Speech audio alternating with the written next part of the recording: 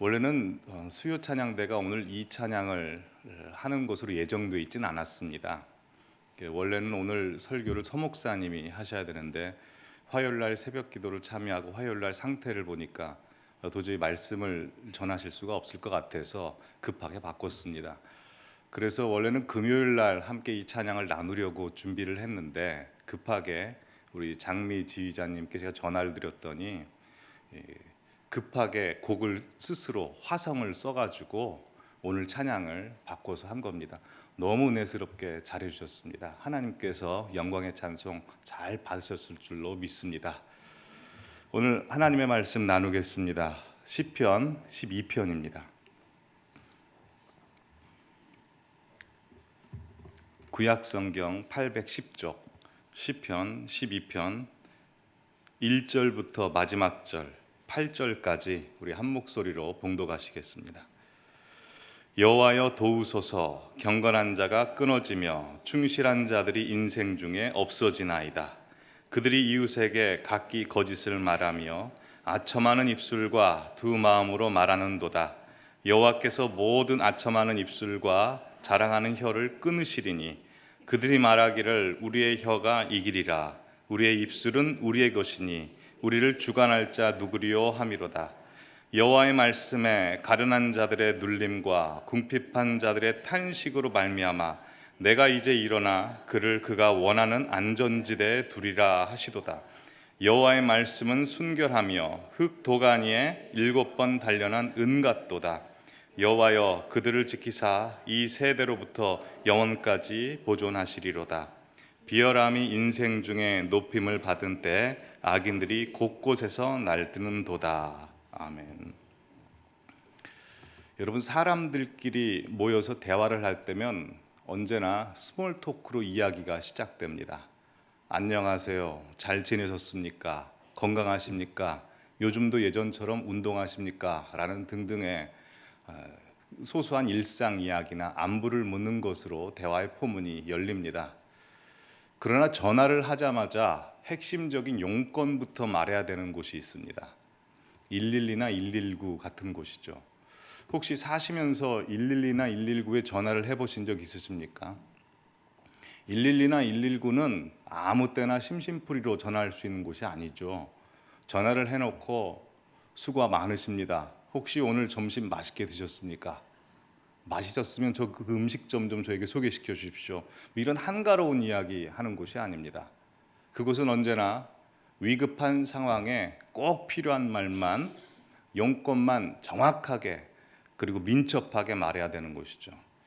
근데 150편으로 이루어진 시편 대부분 처음 시작할 때 꺼내는 말씀들을 잘 살펴보면 하나님의 위대하신 성품을 그리고 위대하신 이름을 찬송하며 시작한다든가 아니면 사슴이 시냇물을 찾아 헤매이듯이 시편 기자의 하나님을 향한 갈급한 마음, 그 사정의 어려운 것들을 토로하며 시작하는 것이 일반적입니다. 근데 오늘 우리 성도님들께서 읽으신 이 다윗이 쓴 시편 12편의 첫머리를 살펴보시면 마치 112나 119에 전화하듯이 앞에 사전 설명 전혀 없이 단도직입적으로 여호와여 나를 도와주소서라는 말로 시작합니다. 말하자면 하나님 지금 큰일 났습니다. 위급한 상황입니다. 하나님 빨리 와서 도와주셔야 됩니다. 라고 하나님께 SOS를 청하고 있습니다. 자, 그럼 도대체 다윗에게 무슨 일이 있었길래 그는 하나님께 숨 쉴 틈도 없이 곧바로 도와주십시오라고 SOS를 청하고 있을까요? 1절에 그가 설명을 이렇게 합니다. 경건한 자가 끊어지고 충실한 자들이 인생 중에 없어지나이다. 다윗의 눈에 급한 것과 우리 눈에 급한 것이 일치할지 모르겠습니다. 근데 다윗 눈에 지금 급한 게 뭐라고 합니까? 이 땅 가운데 하나님을 신실하게 믿는 경건한 자들, 하나님 말씀을 충실하게 이행하는 사람들이 끊어졌습니다. 이게 급하다는 겁니다. 왜 이게 굉장히 급했을까요? 다윗은 하나님의 명령 따라서 왕으로 부르심을 받았습니다. 다윗이 왕으로서 이스라엘을 통치할 때는 이스라엘의 주변 국가들처럼 다른 이방 나라들처럼 왕의 마음대로 욕심대로 그 생각대로 이스라엘이라는 나라를 다스리면 안 되고 오직 하나님의 나라이니 하나님의 말씀 가지고 통치해야 되는데, 보니까 하나님 말씀을 경외하는 자, 말씀을 소중히 여기는 자가 한 사람도 없더라는 겁니다. 다 하나님의 말씀을 만우리 여기는 것이 너무나 안타까운 마음에 하나님 빨리 와서 도와주셔야 됩니다 라고 하나님 앞에 SOS, 마치 119로 전화하듯이 그렇게 요청하고 있습니다. 왜 다윗은 이게 굉장히 급한 일이었을까요? 여러분, 이 땅 가운데 하나님 말씀에 바로 세워져 있지 않는 자, 하나님 말씀에 신실한 자가 이 세상에 끊어질 때 사회적으로 나타나는 현상이 있습니다. 그 현상에 대해서 오늘 보면 8절 마지막 절에 다윗이 이렇게 설명해 줍니다. 같이 읽어보실까요? 비열함이 인생 중에 높임을 받는 때 악인들이 곳곳에서 날뛰는도다. 여러분, 이 세상 가운데 하나님 말씀이 힘을 잃고 하나님을 제대로 섬기는 사람이 없으면 이 세상에 나타나는 특징은, 첫째, 비열함이 곳곳에 나타납니다. 그리고 그 비열함 때문에 악인들이 활개를 치고 다니는 겁니다. 물론 하나님의 사람들이 있어도 악인들은 있습니다. 그러나 하나님의 사람들이 말씀 앞에 굳게 서 있으면 비열한 중에도 악인들이 활개는 못 치는 겁니다. 무엇이 선이고 무엇이 악인지 분명하게 구분이 되는데, 하나님의 사람들조차 말씀 앞에 바로 세워져 있지 않으면 비열함과 악인이 활개를 치고 자연적인 것인 양 돌아다닌다는 겁니다. 그래서 시편을 보시면 다윗이 쓴 모든 시편의 마지막 부분은 다 찬송과 영광과 승리의 선포로 끝납니다. 그러나 다윗이 쓴 여러 시편 중에 유일하게 12편만큼은 미완성하듯이 심각한 문제 제기를 하는 것으로 마칩니다. 그러기에 다윗이 왜 이렇게 끝냈을까요? 너무 급하다는 거죠. 하나님의 개입이 절실하다는 겁니다. 8절 다음에 생략되어 있는 말이 뭐겠습니까? 하나님 지금 큰일 났습니다. 심장박동이 멈췄습니다. 하나님 오셔서 빨리 지금 응급조치해 주셔야 됩니다 라고 간구하고 있습니다. 어쩌다가 비열함과 또한 악인들이 많아지게 됐을까요? 그 전조 증상이 있습니다. 그 전조 증상이 2절에 나와 있습니다. 2절 한번 보실까요? 그들이 이웃에게 각기 거짓을 말하며 아첨하는 입술과 두 마음으로 말하는도다 라고 되어 있습니다. 근데 여기서 먼저 짚어야 될 것이 있습니다. 여기서 그들이는 누구를 지시하는 대명사일까요? 앞에 1절을 보여주시면 경건해야 하는데 경건하지 못하는 자들, 말씀 앞에 충실해야 되는데 충실하지 못한 자들을 가리키는 겁니다. 그러니 하나님을 알지 못하는 이방 나라 백성들을 가리켜서 그들이라고 하는 것이 아니고, 하나님을 너무나 잘 알고 있고 하나님께서 사랑하셔서 그 뜻대로 부르신 이스라엘 백성들을 가리키는 겁니다. 그리고 예수 안 믿는 사람들이 아니고 예수 믿는 사람들을 가리키는 겁니다. 다윗이 지금 간절히 하나님 앞에 외치고 있는 것은, 하나님 큰일 났습니다. 예수 믿는 사람들이 하나님의 말씀을 소중히 여기지 않습니다. 말씀 앞에 충실하지 못하고 경건하지 못합니다. 이게 너무나 큰일 났습니다 라고 다윗이 그렇게 외치고 있는 것입니다. 여러분, 우리가 살고 있는 이 시대에도 많은 말들이 넘쳐납니다. 매스미디어, 개인 미디어, 우리가 살아가는 직장, 학교, 교회, 어딜 가나 수많은 말들이 넘쳐납니다. 이건 자연적인 겁니다. 그러나 중요한 것은 하나님께서 보실 때는 예수 안 믿는 사람들 입에서 나오는 말들을 보지 않고 예수 믿는 사람들, 우리들의 입에서 나오는 말들을 주님께서 보고 계신다는 겁니다. 그러니 시편 12편 다윗의 시편을 오늘날 상황으로 바꾸면 다윗이 지금 이 지구상으로 신방하러 온 겁니다. 그래서 각 교회마다, 우리 성도님들 가정마다, 우리 집사님들, 권사님들, 장로님들, 목사님들끼리 모여서 무슨 이야기 하나 귀 기울여 들어봤더니 오늘 시편의 내용대로는 하나님 이야기하는 사람이 한 사람도 없었다는 겁니다.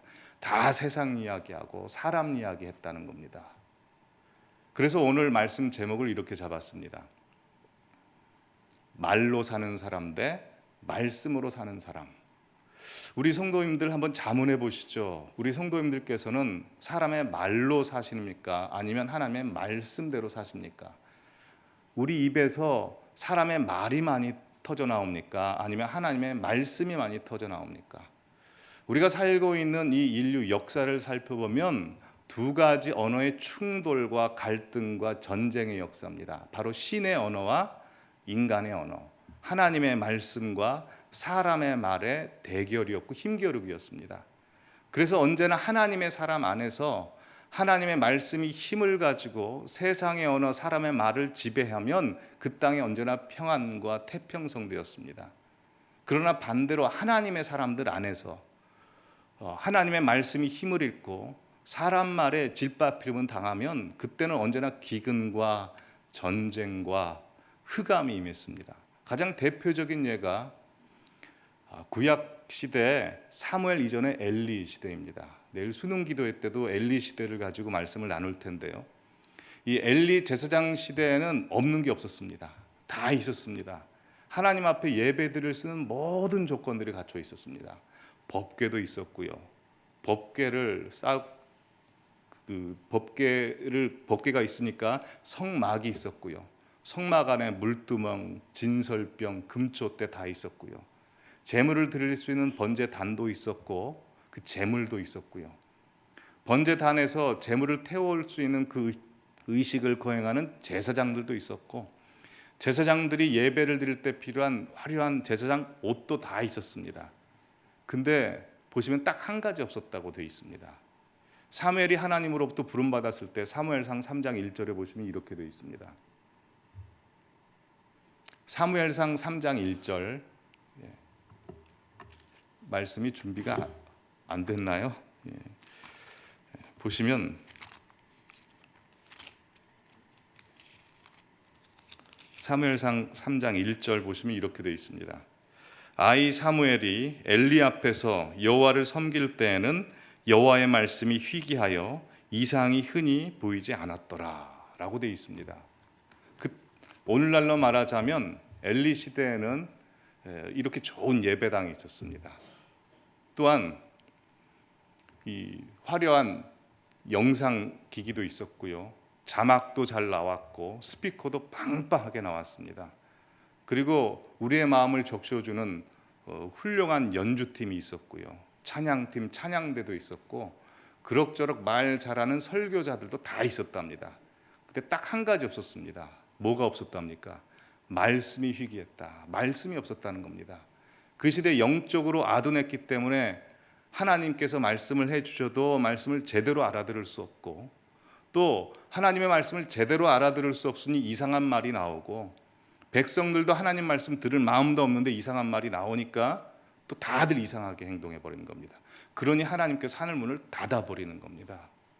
그렇게 되면 어떻게 됩니까? 이 땅이 흑암이 임하는 거죠. 엘리 시대는 사사 시대입니다. 사사기 시대의 특징이 있죠. 그때는 왕이 없었으므로 각자 자기 소견에 옳은 대로 행했더라라고 되어 있습니다. 사사 시대 가장 큰 문제는 왕이 없었다는 것이 아니라 하나님의 말씀을 왕의 말씀으로 모시지 못했다는 겁니다. 그리고 왕의 말을 자기 옳은 대로, 자기 입 바른 소리를 왕의 말로 여겼다는 겁니다. 여러분, 하나님의 사람들이 하나님의 말씀이 없으면 어떻게 될까요? 제가 고등학교 시절에 아주 감명 깊게 읽은 책이 있습니다. 김진옥 목사님께서 쓰신 책인데요. 바닥에서도 하늘을 본다라는 책입니다.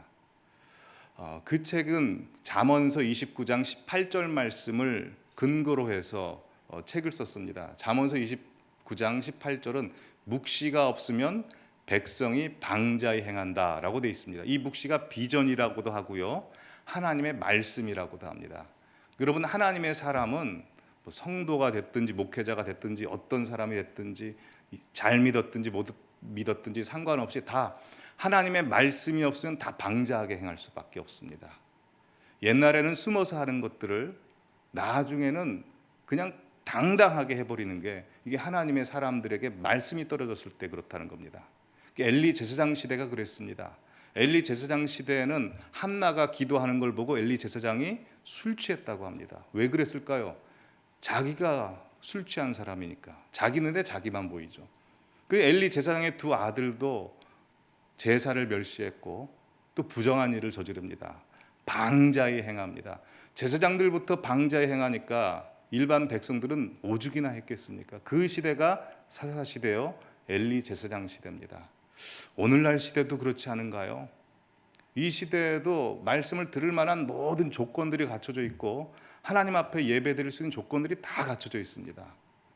설교자들도 많고 유튜브에서 설교도 많이 듣습니다. 근데 다들 이런 말씀하시죠.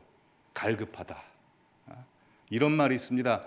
홍수 때 마실 물이 없다라고 되어 있습니다. 왜 홍수 때 마실 물이 없을까요? 두 가지 차원에서 그럴 겁니다. 첫 번째는 하나님의 말씀이 잘 들려지지 않기 때문에, 정말 생수의 말씀이 없기 때문에, 전하는 사람이 깨끗하지 못하기 때문에 들을 말씀이 없을 수도 있고요. 두 번째는 사사기 시대처럼 말씀을 스스로 재단하기 때문에, 하나님의 말씀이 떨어지는데 말씀을 받는 자 입장에서도 그 말씀을 평가하고 나에게 필요한 말씀, 필요 없는 말씀을 나눠버리기 때문에, 말씀을 전하는 자도 그렇고 말씀을 받는 자도 그렇고 하나님 앞에서 우리가 방자해질 수 있다는 겁니다.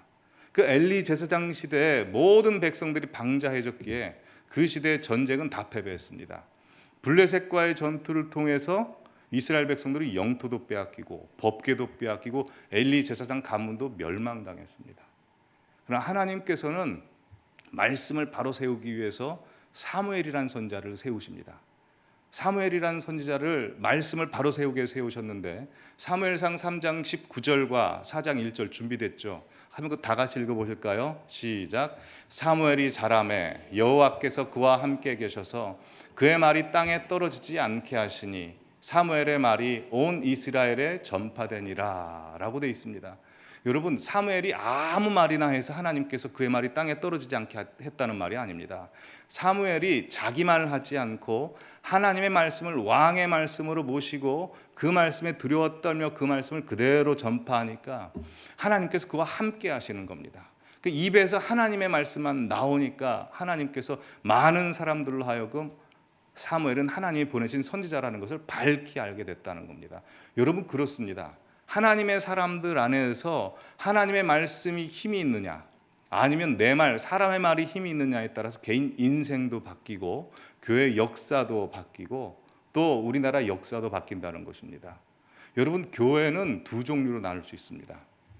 하나님의 말씀이 풍성한 교회, 반대로 사람의 말들이 풍성한 교회. 하나님의 말씀이 풍성한 교회는 예배가 은혜가 있고요, 눈물이 있습니다. 기도가 간절해지고 기도 소리가 커집니다. 그리고 기도를 오래 합니다. 찬양의 권세가 있습니다. 그리고 오직 하나님만 높이고 싶기 때문에 자기를 계속 낮추기 때문에 모임이 그렇게 재미있습니다. 근데 사람 말이 풍성한 교회는 어떻게 될까요? 재미있는 이야기는 할 수 있어서 재미는 있을 수 있지만 공허합니다. 허무합니다. 그리고 자꾸 서운한 일이 생깁니다. 그리고 자기를 높이고 싶기 때문에 서로 상처 주고 상처받는 일들이 생깁니다. 결국 분열이 되고 싸움이 나고 가기가 싫은 겁니다. 여러분, 그러기에 교회는 건물도 좋아야 되고 또 나오는 분들도 좋아야 되고 찬양팀도 노래 잘 부르어야 되고 예배도 착착착 콘티에 맞게 흘러가야 되지만 사실 말씀 없으면 그거 다 아무것도 아닙니다. 교회 밥이 맛있고 주차장이 좋고 다 소용없습니다. 교회는 말씀이 좋아야 됩니다. 하나님께서 하늘문을 여시고 말씀을 하실 수 있는 교회가 돼야 되고요. 그러려면 우리가 그 말씀을 받고 경외하고 가장 소중히 여겨야 됩니다. 하나님, 우리 교회가 하나님 말씀에 두려워 떠는 교회 되게 해주십시오. 사람 말이 풍성한 교회가 아니라 하나님의 말씀이 우리를 다스리시고 그 말씀이 충만한 교회 되게 해주십시오. 항상 그 기도를 하시기 바랍니다. 또한 모임도 마찬가지입니다. 각 교회마다 소그룹 모임들이 있죠. 소그룹 모임도 두 가지로 나눌 수 있습니다. 하나님의 말씀이 풍성한 모임, 사람들의 말이 풍성한 모임. 그래서 셀 리더분들이나 셀원분들께서 하나님의 말씀이 충만한 모임에 가면 모임이 수월해지고 은혜가 되지만 사람들의 말이 충만한 모임에 가면 참 부대끼고 힘이 들고 그렇습니다. 근데 우리가 명심해야 될 것이 있습니다. 교회 안에서 있는 모든 모임들은 하나님께서 주신 모임이기에 다 소중한 모임입니다. 두세 사람이 내 이름으로 모인 곳에 내가 항상 그들과 함께 하겠다라고 해서 우리 모임들은 다 소중합니다. 그러게 그 모임에 가실 때마다 사명감 가지고 가셔야 됩니다. 어떤 사명감이요? 사람의 말이 넘치는 곳에 하나님의 말씀이 넘치는 곳으로 변화시키리라. 사람들의 가십이 넘치는 곳에 은혜의 간증이 넘치는 곳으로 바꾸리라 라는 사명감 가지고 가시기 바랍니다. 하나님께서 우리 성도님들 안에서 입술의 권세를 허락하셨습니다. 하나님의 형상 따라 지음받은 자녀로서 하나님께서 그 말씀으로 세상을 창조하시고 귀신을 쫓아내시고 죽은 사람을 살려내셨듯이 그 언어에 힘이 있습니다. 그 언어의 힘을 가지고 우리 성도님들을 가시는 모든 땅마다 지경마다 하나님의 역사가 일어나기를 간절히 바랍니다. 그러려면 우리 안에서부터 해결해야 됩니다. 우리 안에서부터 두 언어가 충돌합니다. 하나님의 말씀과 사람의 말. 사람의 말이 우리 안에서 힘을 가지면 항상 입 밖으로 나오는 말이 짜증이요, 불평이요, 원망이요, 남 탓이 나옵니다. 그러나 우리 안에서 하나님의 말씀이 힘을 가지면 아무리 어렵고 힘들어도 감사와 찬송과 기쁨과 인내가 흘러나오는 것입니다. 오늘 본문을 보시죠. 2절에 보시면 하나님의 사람들 안에서 하나님의 말씀이 힘을 잃고 사람들의 말이 힘을 가지니까 나타나는 특징이 있습니다. 그들이 이웃에게 각기 거짓을 말하며 아첨하는 입술과 두 마음으로 말하는도다. 여호와께서 모든 아첨하는 입술과 자랑하는 혀를 끊으시리니. 이 두 구절을 통해서 사람의 입에서 나오는 말을 네 가지 카테고리로 나눌 수 있습니다. 첫 번째 거짓, 두 번째 아첨하는 말, 세 번째 두 마음으로 하는 말, 네 번째 자랑하는 혀입니다. 물론 사람들의 말이 같이 중립적인 것들이 있습니다. 정보를 교환하는 말도 있고 되게 선하다고 싶은 말도 있는데요. 사람의 힘으로 사람의 근본에서 나오는 모든 말은 결국 이 네 가지 카테고리 안으로 갑니다. 왜냐하면 사람들의 말, 이 네 가지 말의 그 핵심 원리를 보면 이겁니다. 사람의 말은 다 자기를 보호하려는 말이고 결국 자기 자신을 드러내려는 말입니다.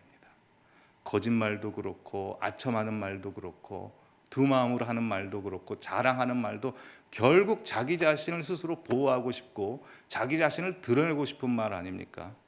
요즘 MZ세대들은 이런 말 하지 않지만 MZ세대는 이제 다른 쪽으로 사람들의 말을 하지만 저희 세대가 30대 초반, 20대 중반에 직장 생활할 때 꼭 필요한 말이 있었습니다. 그게 능력이었는데요. 아첨하는 말을 좀 할 줄 알아야 됩니다. 그래서 옛날에 보면 아부의 왕 같은 영화가 있었습니다. 이렇게 해가지고 프로필을 찍은 그런 영화도 있는데요. 불과 몇 년 전만 해도 이런 카톡이 유행했습니다. 보시면 이동식 부장이 이제 박 대리에게 카톡을 보냅니다. 박 대리 훈련 중인가? 자네 노트북 비밀번호가 뭐지? 박 대리가 네 부장님 최고입니다. 아, 알겠네. 그런데 자네 노트북 비밀번호가 뭔가? 아, 네 부장님 최고입니다. 아, 장난 그만하고 비밀번호. 아, 네 그러니까 비밀번호가 부장님 최고입니다. 그랬더니 이동식 부장이 너무 좋아가지고 허허허 박 대리 자네, 이런 카톡이 유행했습니다. 아부가 얼마나 심했으면 비밀번호가 부장님 최고이겠습니까? 왜 사람이 아부를 할까요? 살아남으려고 하는 것 아닙니까? 여러분, 아부 아첨하는 말이 왜 나쁩니까? 두 마음으로 하는 말이기 때문에 그렇습니다. 아까 카톡에서 보셨다시피 이 박 대리가 정말 이동식 부장님을 마음으로 존경해서 이런 카톡을 했다면 비밀번호를 부장님 최고라고 했다면 문제가 될 게 없습니다. 근데 두 마음으로 가지면 이건 나쁜 말이죠. 왜냐하면 사람들은 속에 있는 마음이 그대로 입 밖으로 나올 수밖에 없습니다.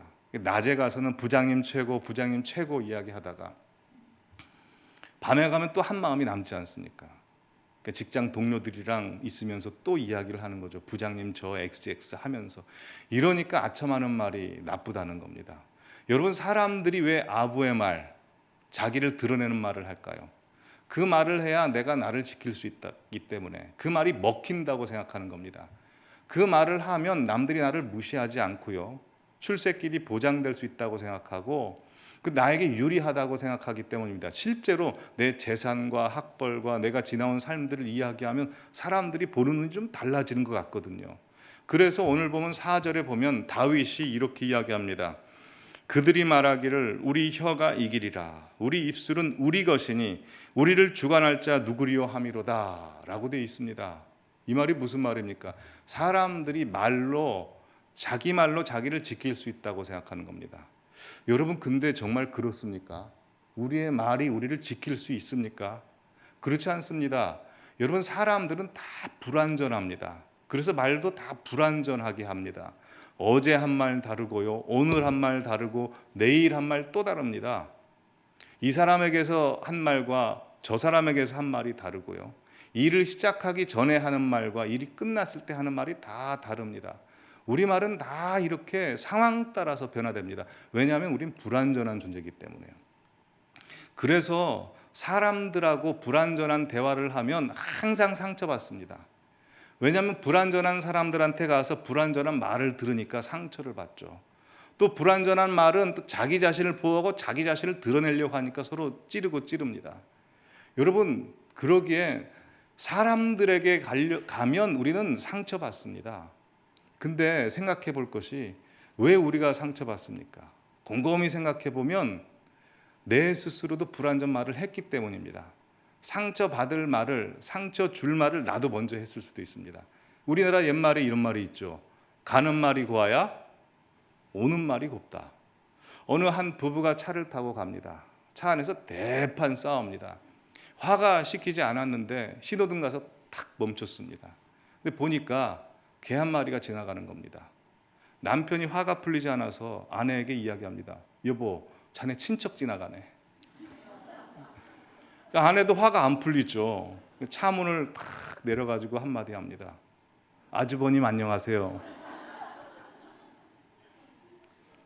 가는 말이 고와야 오는 말이 곱습니다.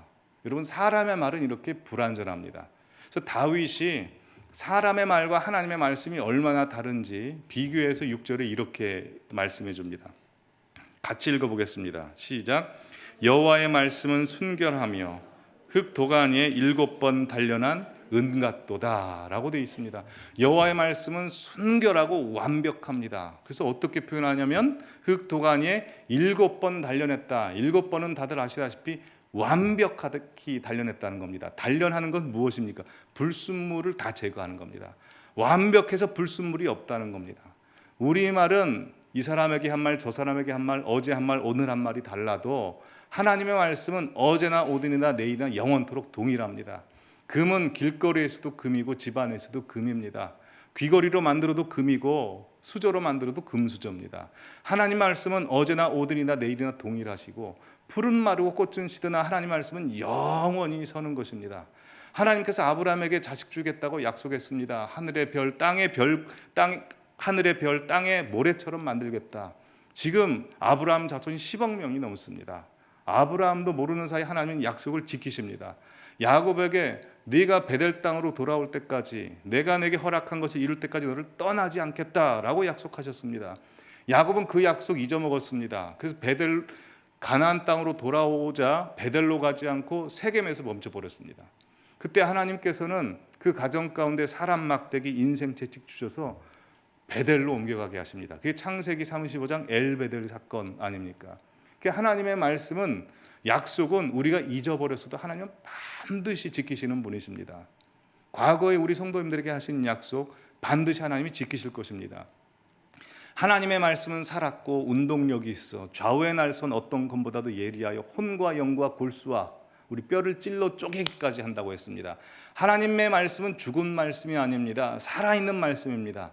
또 하나님의 말씀은 예리한 검 같다고 했는데 검이 지금 몇 날이 있다고 합니까? 양날 이상 있다고 합니다. 여러분, 양날의 검은 용도가 하나로만 쓰이는 게 아닙니다. 한쪽 날로는 뭘 할까요? 한쪽 날로는 대적 마귀를 가르고 무찌르는 데 사용하시는 겁니다. 하나님의 말씀이 얼마나 위력이 있는지 우리가 아는 것보다 사단이 더 잘 알고 있습니다. 그래서 예수님께서 공생의 생활을 하실 때 어느 마을에만 가도 예수님께서 아무 말씀도 안 했는데 먼저 발광하는 존재가 귀신입니다. 회당에서도 우리를 멸하러 오셨나이까? 라고 발광합니다. 왜요? 예수님이 오셔서 말씀하시면 그대로 멸망당할 수밖에 없기 때문입니다. 그러게 우리 성도님들 삶 가운데 우는 사자가 달려들 때 말씀으로 다 제거하시길 바랍니다. 말씀은 우리가 생각하는 것보다 훨씬 위력이 있고 능력이 있습니다. 근데 이 칼이라고 하는 게 꼭 전쟁할 때만 쓰이지 않죠. 칼이 언제 사용합니까? 엄마들이 사용할 때는 맛있는 음식을 만들어서 우리를 살게 해주고 우리의 몸을 보호해주고 성장시켜줍니다. 또한 그 칼이 의사에게 가면 우리를 수술하고 살려냅니다. 우리 영이 고장날 때도 있고요. 우리 혼이 병들 때도 있고 우리 몸이 병들 때도 있습니다. 그러나 하나님의 말씀이 우리 영, 혼, 육을 다 고치십니다. 말씀이 육신이 되었다고 했습니다. 말씀으로 예수님께서는 병자도 고치셨고 죽은 자도 살리시고 말씀으로 귀신 들린 자도 귀신을 내쫓으시는 것입니다. 말씀의 위력이 있습니다. 그러기에 항상 그 말씀을 사모하시기를 바랍니다. 오늘 다윗이 우리 시대 위기가 뭐라고 합니까? 우리 시대 위기는 다른 거 위기 아닙니다. 하나님의 사람들 안에서 하나님의 말씀이 나오지 않을 때 사람의 언어가 나오는 게 가장 위기라고 했습니다. 우리 성도님들은 어떤 말이 나오십니까? 일상생활을 사시면서 하나님 말씀에 귀를 기울이십니까? 아니면 TV에서 나오는 정치 싸움이나 아니면 세상의 논리나 사람들의 가십에 귀를 기울이십니까? 우리 성도님들의 발걸음은 사람들 재미있는 이야기로 향하십니까? 아니면 우리 하나님 말씀으로 향하십니까? 우리 성도님들의 입에서는 하나님의 거룩하신 말씀이 자주 나오십니까? 아니면 사람의 언어가 나오십니까? 이 시대는 영적 전쟁은 언어의 전쟁이었습니다. 사단은 거짓의 압이라고 그랬습니다. 거짓말하는 자. 예수님께서는 나는 진리요라고 했습니다. 진리라는 것입니다. 그래서 예수님께서 승천하시고 나서 오순절 성령 강림 사건 때 가장 먼저 변화된 게 뭔지 아십니까? 성령 받고 난 사람들의 변화. 사도행전 2장 4절에 이렇게 돼 있죠. 그들이 다 성령의 충만함을 받고 성령이 말하게 하심을 따라 다른 언어들로 말하기를 시작하노라. 하나님의 사람으로 변화된 사람의 가장 첫 번째 특징이 언어 전쟁에서 하나님의 말씀으로 변화됩니다. 그들이 다른 언어로 무엇을 말했을까요? 2장 11절에 이렇게 되어 있습니다. 그레데인과 아라비아인들이라 우리가 다 우리 각 언어로 하나님의 큰 일을 말함을 듣는도다 라고 되어 있습니다. 우리 성도님들의 입에서는 날마다 하나님의 말씀이 터져 나오기를 바랍니다. 믿지 않은 가족들에게도 말씀 전하시고 자녀들에게도 말씀 전하시고 우리 대부분 할머니시지 않습니까? 손자들에게도 손녀들에게도 하나님 말씀 전하시기 바랍니다. 여러분 어렸을 때 그 할머니 할아버지들이 해준 성경 말씀 지금도 기억합니다.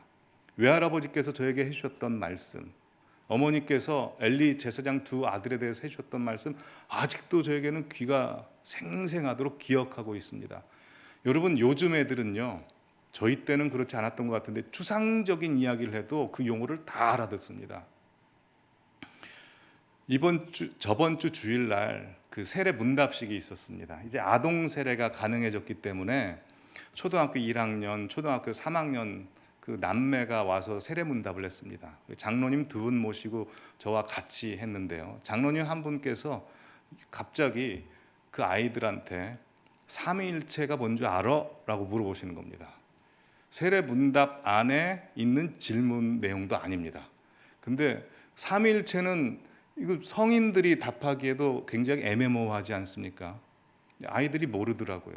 장로님께서 물 한 병을 들고 이 물이 고체도 됐다가 액체도 됐다가 기체도 되지 않느냐, 삼위일체 하나님이 이런 하나님이다 라고 하니까 애들이 아 라고 이해를 하더군요. 근데요, 삼위일체에 대해서 기가 막히게 설명한 분이 있어서 제가 영상을 준비했습니다. 한번 틀어주시죠. 예수님, 하나님, 성령님이 딱 세 가지 분이 있는데 그 세 가지 분은 한 명이야. 근데 그건 이해하는 게 아니라 믿는 거야. 오, 믿는 거야.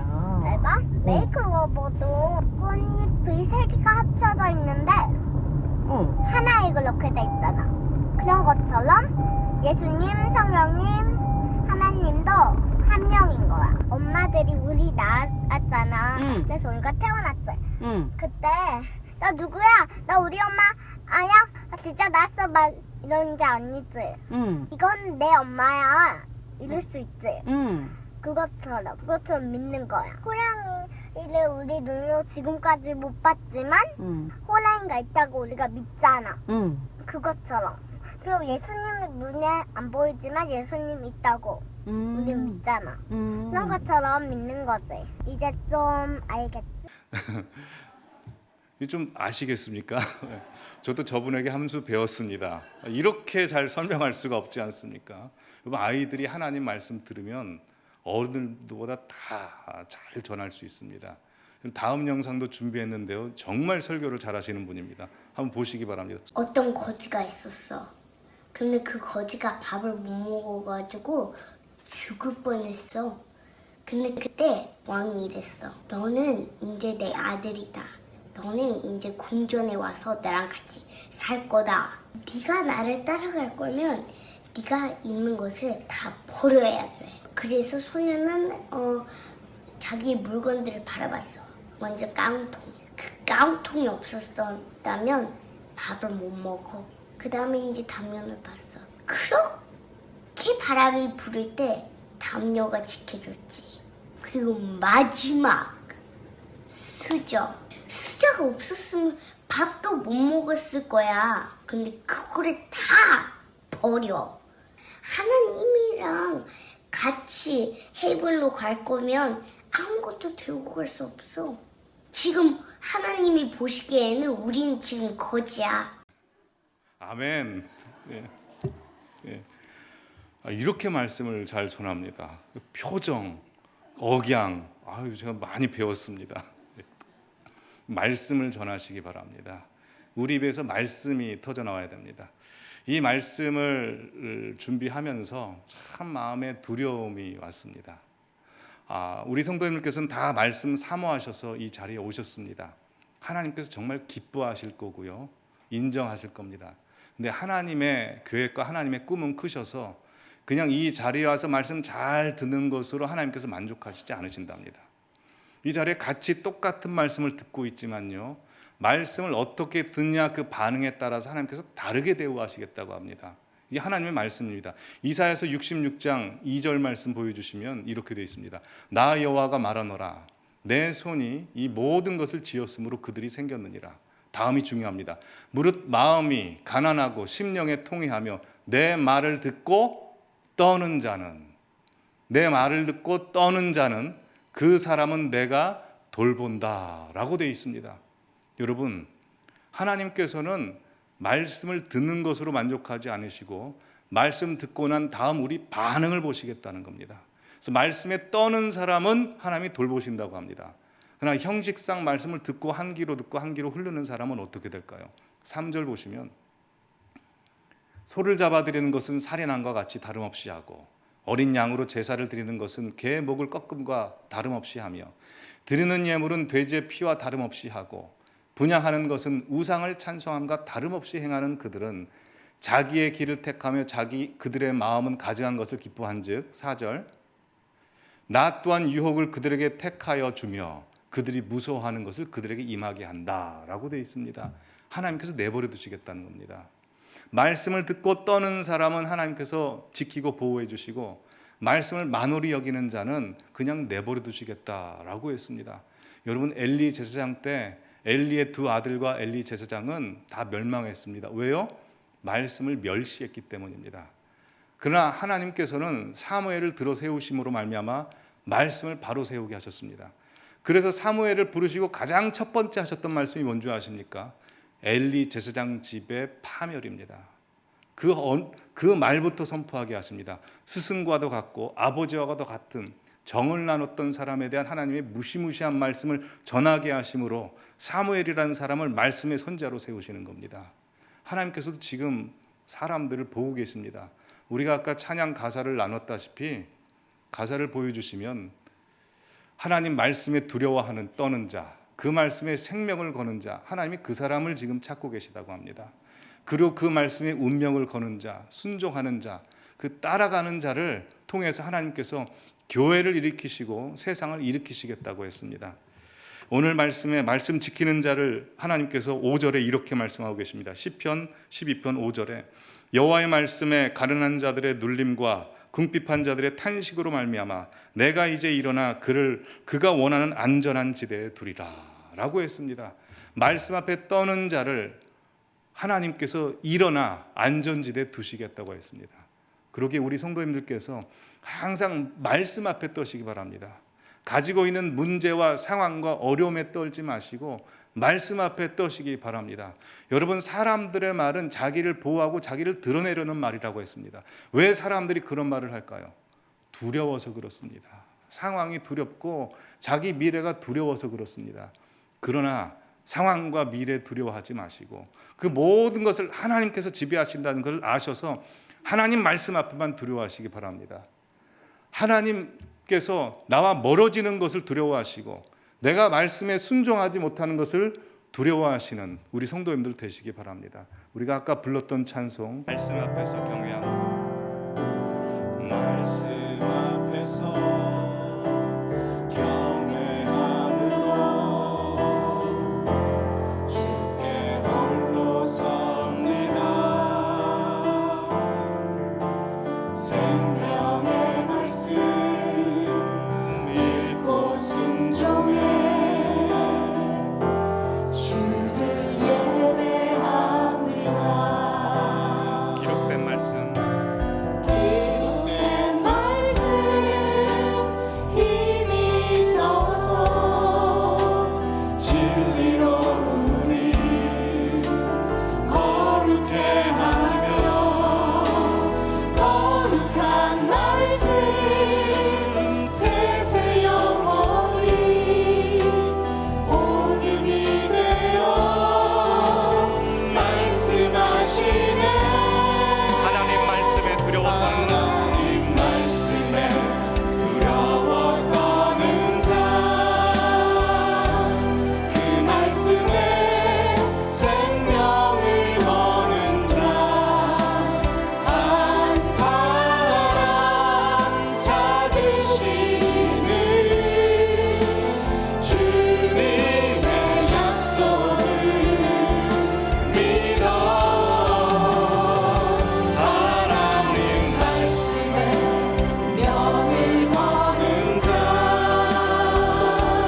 순종하며 주 따라가는 자, 영원한 하나님 나라 이뤄갈 주의 교회여 일어나.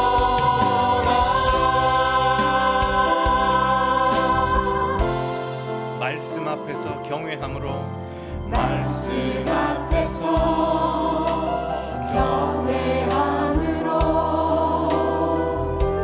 주께 홀로 섭니다.